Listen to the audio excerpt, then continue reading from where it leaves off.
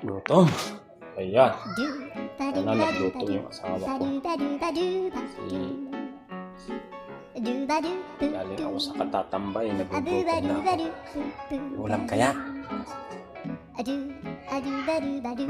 Wala pang bawas. Sino kaya nagluto nito? Laura?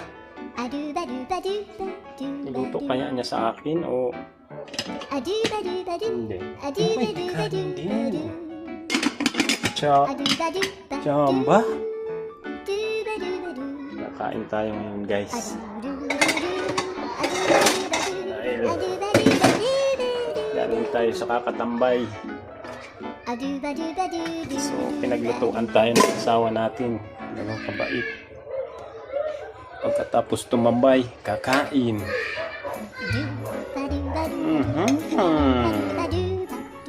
Pagkatapos, may sabaw po, guys. Kalamia. Umingin tayo dito sa kanin, guys. Patapos lang natin tumambay, guys. Kakain naman tayo. Tapos kumain, tatambay ulit. Yun lang ang buhay, guys. Para tayong tumatama ng luto, guys.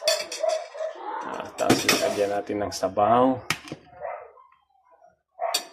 Sabaw natin ng paksiw kung sarap.